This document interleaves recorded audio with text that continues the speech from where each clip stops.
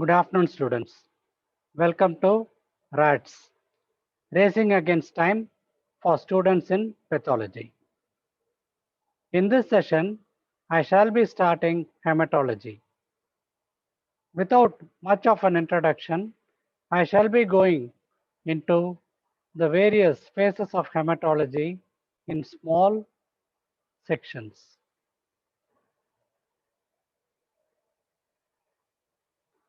The first one shall be anemia and its classification. The importance of it is given in the enclosure. The point is, this might be asked as a question, or very frequently it is part of an essay question. How do you define anemia? Generally, the students say that it is a decrease in hemoglobin. They are partly correct, but then I would like this definition. Anemia is defined as a deficiency of hemoglobin and hence the oxygen carrying capacity of blood specific for the age and sex of the patient. If a male patient has got 12 grams of hemoglobin, it is abnormal. Whereas if a female has got 12 grams, it can be considered normal. Similarly, it will be varying for the child according to the age. So the definition is a definition. Do not vary from it. Classification is an aid to orderly thinking. And this particular classification of anemia has been taken from a text called De Cruci. And along with that, there are other books such as Tejinder Singh and a book that I shall be showing you towards the end. The classification of anemia can be as follows. 1. Anemia due to blood loss. It can be an acute blood loss. The patient has met with an accident or undergoes a major surgery, etc. Chronic blood loss, as in a female with menstrual bleeding. Nutritional deficiency. This is classical, you people will be aware of it. It can be either iron deficiency or megaloblastic anemia. Along with that, protein malnutrition, vitamin C deficiency, etc. can also be causes of anemia.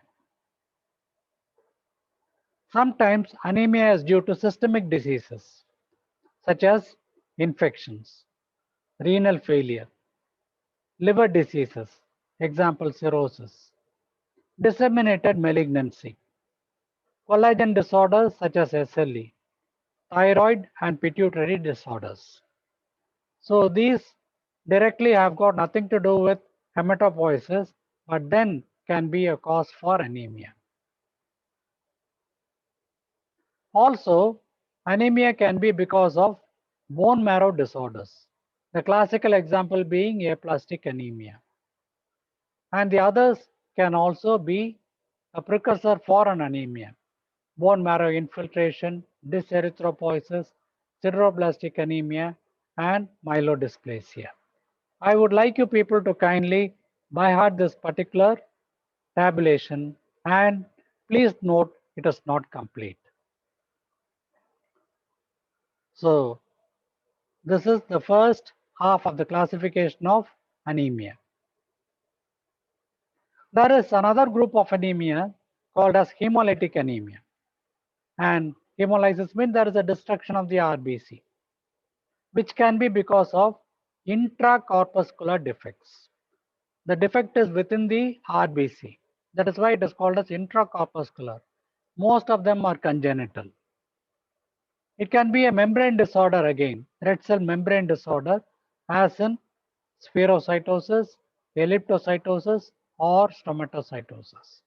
All these are membrane disorders.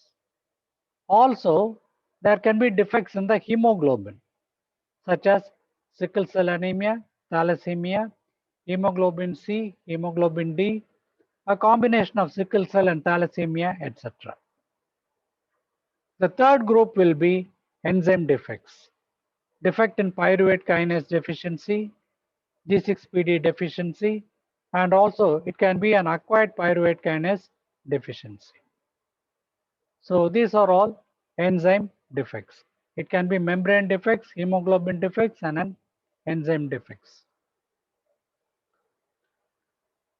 The next is extracorpuscular defects. Defect is not within the RBC, from without. One major complication is immune system, and under that we have got autoimmune disorders. There can be warm antibodies and cold antibodies which can cause hemolysis. Hemolytic disease of the newborn, you people should be very well aware of. Incompatible blood transfusion. You give a wrong blood transfusion, there is a hemolysis. One can be an RH incompatibility or it can be an ABO incompatibility. So all these are defects of the immune system, but it is of extrinsic etiology. Whenever I say immune mechanism, there can be non-immune mechanism also. Under that I have got cardiac hemolytic anemia. What will happen to a patient who has been fixed to the prosthetic valve? There is a mechanical damage, lysis of the RBCs. March hemoglobinuria. Whenever soldiers are asked to march long distances, there is a crush artifact of the RBCs leading to hemolysis. Microangiopathic hemolytic anemia is also a form of hemolytic anemia that can be seen in disseminated intravascular coagulation, etc. Then there can be miscellaneous causes. Drugs and chemicals, infections, burns, lead poisoning, snake bite, etc. So ultimately you find that anemia is due to a plethora of conditions. It is not a disease in itself, but a manifestation of a disease, just as jaundice. There is another method of classifying, namely morphological classification.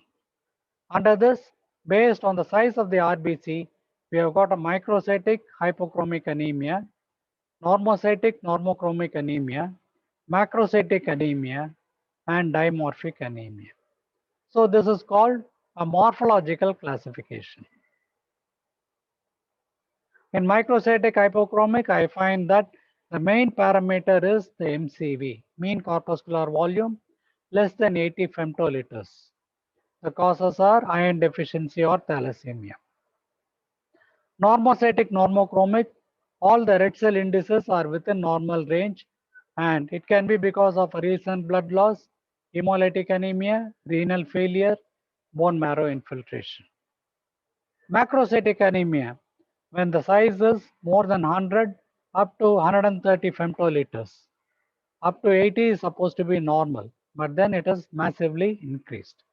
It happens in megaloblastic anemia, liver diseases, as well as in some aplastic anemias. Dimorphic anemia, di means two. So it is a combination of micro and macrocytic, or normo and microcytic, or macrocytic. So it can happen in cases of combined deficiencies, in pregnancy where there is a deficiency again. Response to treatment. A patient is anemic and you give treatment, there can be a response producing normal cells. And finally, sideroblastic anemia.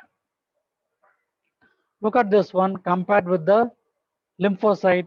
The WBCs are all reduced and they are appearing pale. It is a microcytic hypochromic. It can be an iron deficiency, but in thalassemia also, it has to be ruled out. And this is a normocytic normochromic anemia. Compared with the lymphocyte, again, the cells are of the same size. There is no variation. The pallor is also standard. Or sometimes it can be macrocyte. Look at these cells. The cells are large. When compared to the lymphocyte, these RBCs are larger. Some of them are oval. So it is a case of macrocytic anemia. So this is called a morphological classification. Have this in mind. What are the clinical manifestations of an anemia? There can be usually general manifestations, such as definitely lassitude, tiredness, fatigability, because the function of the RBC is to carry oxygen. And when there is deprivation of oxygen, all these features can be there. Pallor of the mucosa and conjunctiva for the same reason. Dyspnea on exertion. Obviously, when a patient is climbing a flight of stairs, there can be a dyspnea. Palpitations and murmurs. As I told you earlier also, there can be what is called as hyperdynamic circulation. Hyperdynamic. You people can see the pulse, you need not feel the pulse. It can happen in a number of conditions. A for anemia, B for beriberi, C for cirrhosis, D for ductus arteriosus, E for exercise, emotion, G for Graves' disease, H for hypertension, I for increased infusion of fluids, and so on it will go on. Angular cheilitis, glossitis, koilonychia, we shall be seeing all these features later on, and pedal edema. These are the general manifestations of an anemia. Look at these pictures, contrasting but yet both are anemic. In one, I am finding an absolute pallor. Those days, the doctors are advised to look at the sclera and the conjunctiva of the patients. And the doctor's nail bed itself is supposed to be a comparison. The doctor is not supposed to be anemic. So the pallor can be very well appreciated. So there is an absolute pallor over here. In this, there is an yellowish discoloration, mainly because the bilirubin has got an affinity for the sclera. Therefore, it gets deposited over here. It can be found in the mucosa and the skin as well, which will be developing an yellowish tinge. And compare this. I find that there is a spoon-shaped deformity of the nails. There is a depression over here. We shall be seeing that in detail. Koilonychia is the name of the condition. And as we had seen earlier, there is a definite set of anemias called hemolytic anemias. Under that, you have got jaundice, cholecystitis, cholelithiasis, leg ulcers, splenomegaly, abdominal pain, and there can be other features as well. So obviously there is a jaundice which we can make out. These are all gallstones. So this condition is called as cholelithiasis or the formation of the gallstones. A lot of causes are there. One such cause can be hemolytic anemia. Because of this, the patient can develop leg ulcers, classical of sickle cell anemia and spherocytosis. Splenomegaly can be seen. Abdominal pain because of increased destruction. And there can be the other features such as hyperdynamic circulation, etc. All can be seen in a case of hemolytic anemias. This is a chronic leg ulcer I have been describing, can be seen in patients with sickle cell anemia. And this incidentally is a text that I had authored called One Page.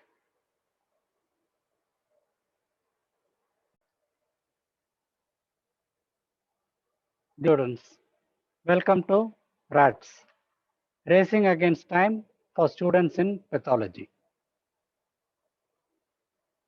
The short topic for the day shall be bone marrow aspiration.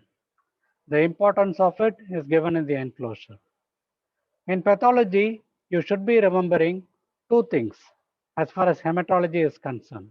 One, the peripheral smear. Two, the bone marrow. And this topic shall be dealt with under the following subheadings. What are the sites, indications, needle, procedure, biopsy, stains, dry tap, complications, and reporting. Too many of them is it? But always think of the subheadings. The subheadings will lead you to the answer. It is a very strict aseptic procedure that has to be done at least in the minor OT or in a sterile enclosure. I find that here the physician or the pediatrician is performing the aspirate and there is a syringe over here. And look at this one. This is the posterior superior iliac spine. Probably the patient is made to lie in a knee chest position so that the bone is more prominent and an aspirate is done. But coming to the bone as such, there is something called a cortical bone outside, which has got an outer table and then finally an inner table as such. The inner table, it will be containing a spongy bone. The spongy bone, and part of it will be the marrow. In fact, there is something called the yellow marrow and the red marrow. The red marrow will be containing the cellular elements. And here, once the needle is inside, once you cross the cortical bone, there will be a sense of giving in, as though it has yielded. Now you feel less resistance and the aspirate is done. These are a couple of needles which can be used. The first one is Sala and the other one is Clima. The needle itself is short and stout. So always remember the needle is short and stout. What I see over here is the stylet. The stylet is also a part of the needle, but once it is within the marrow, the stylet is removed and the aspirate starts pouring in. Even otherwise, I can attach an ordinary syringe and perform the aspirate. This is called the laterally adjustable guard. Guard means there is a screw-like thing. Depending upon the thickness of the bone, this can be adjusted. For example, if you are going to do a bone marrow aspiration in a young child, this can be pushed even further up because the bone is much thinner than the adult, whereas in an adult it can be lower down. So this is a lateral adjustable guard. This is a Sala's needle. Another needle is also there which is almost similar, but it doesn't have a lateral guard. That is called Clima's needle. So these are the parts of the needle. As I had mentioned earlier, it has to be done under very strict aseptic precaution. The site of aspirate is cleansed. If there is hair, it has to be shaven, and the skin and the subcutaneous tissue indurated with 2% xylocaine. After waiting for some time, the aspirate is performed. Once the needle is within the marrow, the stylet is removed and a syringe is attached, and not more than 0.2 to 0.3 ml of aspirate is obtained. I repeat once again, this I will be asking as a question. 0.2 to 0.3 ml of the aspirate. Some people are very liberal and they produce us with 5 to 10 ml of aspirate, which is diluted. The sites of aspiration are: one is manubrium sterni, two is anterior superior iliac spine, three posterior superior iliac spine, four is tibial tuberosity in children, and vertebrae again. These two are last choices and these three are commonly done. The advantage of the anterior superior and the posterior superior iliac spines are when the patient is made to lie down, he is not seeing the aspirate. Whereas in the manubrium sterni, there is a chance of him staring at you, stabbing at his chest. There is another entity called biopsy, and the needle used for it is called the Jamshidi needle, which can be a reusable needle or a disposable needle. In this, what happens is the tissue is caught within the needle and it is removed. So the histomorphology is preserved. It can be used for the diagnosis of a metastasis. Sometimes repeatedly when you aspirate also you don't get material, that is called a dry tap. And for this a biopsy can be done. Lesions such as tuberculosis, storage disorders, etc. can be diagnosed by means of a biopsy. And the needle is a Jamshidi biopsy. Please remember bone marrow aspiration, bone marrow biopsy. What can be the complications of this? I would like you people to kindly draw this diagram. These are easily drawable. This is an aspiration needle and this is showing the stylet inside, whereas these are the biopsy needles. The complications can be infection if it is not done under a sterile procedure. Hematoma can be caused. There can be damage to the underlying structures, particularly when it is done in the manubrium sterni, we can damage the heart or the great vessels. Uncontrolled bleeding can be present in some cases. Dry tap. This can be because of technical error, because of marrow fibrosis, or sometimes too much of cellularity also. The cells also can come and block the needle. So I'll have to withdraw the needle and go in a different direction or perform in a different site. So these are all the complications. You people will have to make a list of them. What are the indications for a bone marrow aspiration? There are three headings. One is absolute indication, relative indication, and non-indications. Absolute indications means without the bone marrow, I cannot make a diagnosis at all. Look at this one. This is a marrow over here. These are all the fat spaces. Normally, it should be about 40 to 50%. In this section over here, I am finding nearly 80 to 90% only fat. That means it is a case of aplastic anemia. Aplastic anemia cannot be diagnosed without a bone marrow. Megaloblastic anemia, because megaloblasts are demonstrated in the bone marrow. ITP, idiopathic thrombocytopenic purpura, because I'll be finding immature megakaryocytes in the bone marrow. Multiple myeloma is again a classical bone marrow disorder. So these four are absolute indications for bone marrow aspiration. Relative indications means it can be tuberculosis, it can be a Hodgkin's lymphoma, it can be a metastasis, it can be a storage disorder, etc. So these are all relative indications. Non-indication means a hemolytic anemia is a classical example. It is not at all indicated in a hemolytic anemia. Please remember these headings and what I had told you people. Absolute indication, relative indication, non-indication. And this is a bone marrow aspirate. I shall come to this. And this is the smear that you people have prepared. There are two methods. One is a squash. I just keep another slide over it and make a smear. I get this kind of a picture. Or it can be made by an angular smear.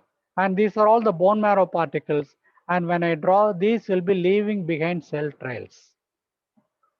So these are examples. And this again is a squash preparation, not much cellularity, but this is a thing with a good cellularity. And this again is a bone marrow smear, which I had shown.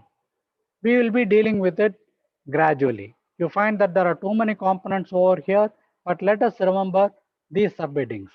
Cellularity, erythropoiesis, leukopoiesis, megakaryopoiesis, lymphocytes and plasma cells, mitosis, myeloid erythroid ratio, abnormal cells, parasites, and iron stores. These headings I have obtained from JIPMA and it has stood the test of time. What are the stains that can be done? These are the following stains. Leishman stain, May-Grunwald-Giemsa, the right stain, or the right Jenner-Giemsa stain. Sometimes cytochemistry is done for the diagnosis of leukemias. Pearl's Prussian blue, I had shown you earlier picture in iron deficiency for demonstrating the iron stores. And this is a slide for multiple myeloma. Gracias.